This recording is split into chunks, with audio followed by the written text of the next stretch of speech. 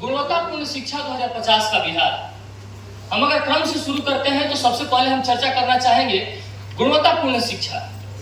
अगर वर्तमान परिदृश्य में हम गुणवत्तापूर्ण शिक्षा को देखते हैं तो हमें एक बार अतीत पर चर्चा करने की आवश्यकता है कि हमारी शिक्षा व्यवस्था कैसी थी, वर्तमान में अगर गड़बड़ है तो इतना गड़बड़ कैसे होगा। और अगर सपना देखना है, ऐसा कहा जाता है कि हम फ्यूचर में ये कर लेंगे वो कर लेंगे, तो लोग कहते हैं कि इतना ज्यादा सपना नहीं देखो। तो अगर सपना देखना है तो हम कुछ अच्छा ही देख लेते हैं। अतीत पर चर्चा करते हैं तो हम पाते हैं कि यहाँ विक्रमशिला और नालंदा जैसे विश्वविद्यालय थी। मानते हैं तक्षशिला सबसे पुराना विश्वविद्यालय था, लेकिन अगर नालंदा की बात आती है तो जो हमारा सिलेबस बेस्ड एजुकेशन सिस्टम है वो सबसे पहले अगर कहीं लागू हुआ तो नालंदा विश्वविद्यालय में हुआ। हमने दुनिया को सिखाया कि विश्वविद्यालय शिक्षा होता क्या है। हमने विश्व के बड़े बड़े वैज्ञानिक, बड़े बड़े अधिकारियों को पढ़ाया, विश्व के बड़े बड़े ऐसे योद्धा महारथी आकर के यहाँ पढ़े और अपने विश्व में जाकर के अपने देश को हमसे आगे लेके गए। हमारे देश के अन्य राज्यों से लोग आए, हमारे यहाँ पढ़े। अतीत की बात कर रहा हूँ, वर्तमान की नहीं। वर्तमान में तो बिहार के बच्चों को भी पढ़ने लायक यहाँ की शिक्षा व्यवस्था नहीं है। अगर असलियत की बात करें तो हम झूठ की बातें फैला दें कि हमारे यहाँ शिक्षा व्यवस्था बहुत अच्छी है, तो ये हम नहीं मानते हैं, क्योंकि सच में नहीं है। जब पढ़ना होता है तो हमारे बिहार के उत्कृष्ट बच्चों को, जो हमारे यहाँ इंटरमीडिएट में, मैट्रिक में टॉपर बनते हैं, उनको बाहर जाना पड़ता है। ये किसकी जिम्मेदारी है? हमारी और आपकी जिम्मेदारी है। हमारी और आपकी मतलब बिहार की जनता की जिम्मेदारी है। अगर जनता जिसको चाहे, जनता जो चाहे वही होता है।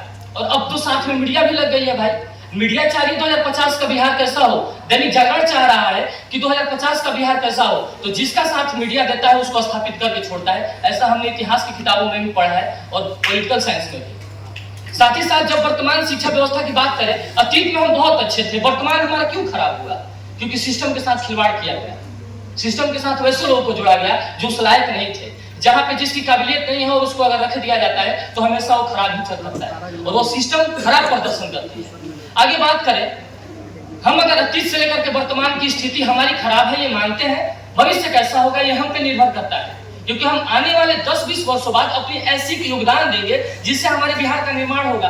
हम छात्रों से बिहार का निर्माण होगा। अगर हम इंटरमीडिएट में है, ग्रेजुएशन में है, एमएससी में है, एमए में है, स्नातकोत्तर में है, तो हमसे निर्माण होगा। और इसके निर्माण की आवश्यकता कौन करेगा? तो विद्यार्थी और शिक्षक मिलकर करेंगे।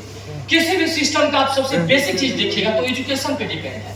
अगर आपको उस क्षेत्र की नॉलेज नहीं है, आप उस सिस्टम को नहीं चला सकते हैं। आपको इतनी ज्ञान नहीं कि सीपीयू और यूपीएस में अंतर क्या है, आप कंप्यूटर कभी नहीं चला सकते। इसलिए इन सारी चीजों को छोड़ करके हमें आवश्यकता है अपने आप की, हमारे हिस्से का जो काम है उसको हम गुणवत्तापूर्ण करें। गुणवत्तापूर्ण शिक्षा हो जाएगा।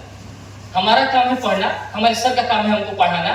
हम दोनों अगर गुणवत्तापूर्ण कर रहे हैं, ईमानदारी से कर रहे हैं, तो गुणवत्तापूर्ण हो जाएगा, नैतिकपूर्ण हो जाएगा। उसमें कुछ विशेष ध्यान देने की आवश्यकता नहीं है। और इसीलिए कहा जाता है कि जो दिमाग, जो वृक्ष होता है ना शिक्षा रूपी, वो दिल में पलता है। दिमाग में, दिल से सोच आता है कि इस तरह करना, ऐसे करना, दिमाग में पलता है, जुबान से फल देता है। वर्तमान समय में विश्वविद्यालय से बहुत सारे छात्र छात्राएं निकल तो रहे हैं डिग्रियां लेकर के, लेकिन विश्वविद्यालय शिक्षा ग्रहण करने के बाद एक छात्र की स्थिति और परिस्थिति कैसी होनी चाहिए, इसकी आज घोर कमी है। आप चलते हुए सड़कों पे देख सकते हैं। हम सोच रहे हैं ना 2050 का बिहार कैसा होगा, रील्स देखने से हो जाएगा क्या? हम खुद भी देखते हैं।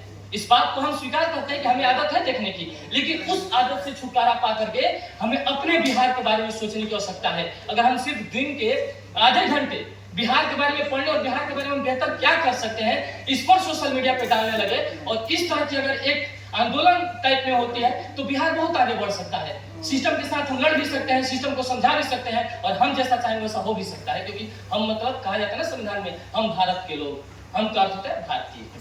तो इस तरह हम 2050 का बिहार हम ऐसा देखना चाहते हैं कि हाँ, हमारा बिहार जो वो आधुनिकीकरण हो, हमारे विश्वविद्यालयों का आधुनिकीकरण हो, हमारे यहाँ किसी भी छात्र को ऐसी हर तरह का शिक्षा उपलब्ध हो 2050 में बिहार में। उस समय अपना 50वां वर्षगांठ दैनिक जागरण मनाएगा, और उससे मैं आशा करता हूं कि जब 2050 का हो तो उस समय इस तरह की यहाँ शिक्षा व्यवस्था हो जहां पे सब कुछ छात्रों के लिए उपलब्ध हो।